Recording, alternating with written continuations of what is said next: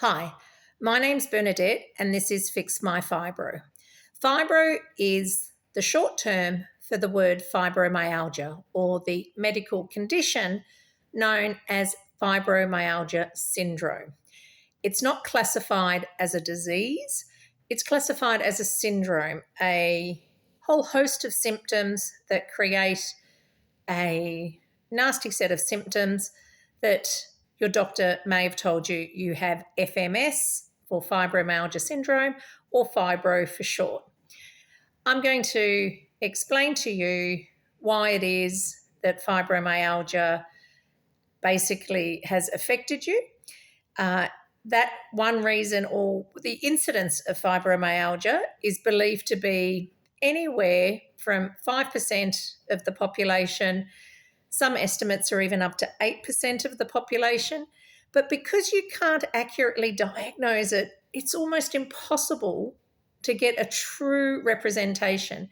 If the studies that have been done suggest that it's about 5% of the population on, let's take that as a conservative estimate, not the 8%, that's a huge amount of the population. 5% of the population is suffering fibromyalgia.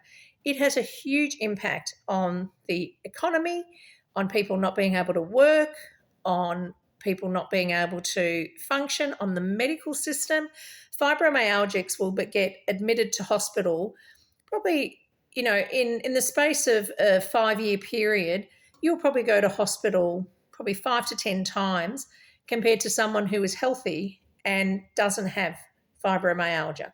So that kind of need for hospital visits, going into hospital and having to stay in hospital, has a huge impact on the medical system. It costs the medical system.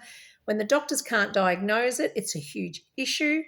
So the fact that such a large proportion of the world's population have fibromyalgia, but no one can diagnose it accurately, therefore no one's treating it accurately.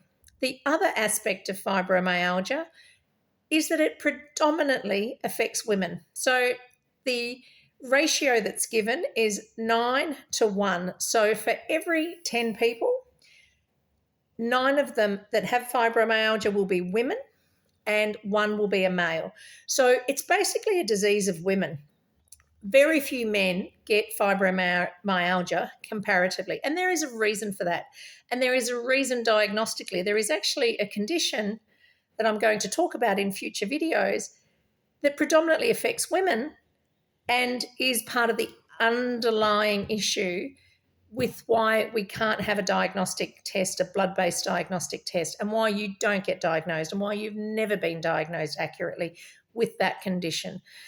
It's part of the presentation of all of fibromyalgia, and there are other things going on. We need to talk about the gouty symptoms as well. There is a lot of women, once they enter into menopause, attend their doctors and get told that they've got gout, but it's not the male form of gout, which is known as monosodium urate gout. And so you get blood tests come back and they say, no, you don't have that gout. But you do actually have a gout, and I'm going to explain that gout in more detail. I wrote a book about that gout in part. Part of the book was talking about that gout, and that gout is unique, and I don't believe it's been characterised medically accurately. And I'm going to talk about all the subtleties of that gout also.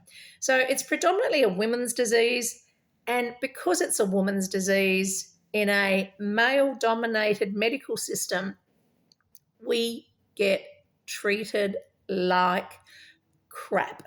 That's the nicest word I can use. You get dismissed, you get told to go away.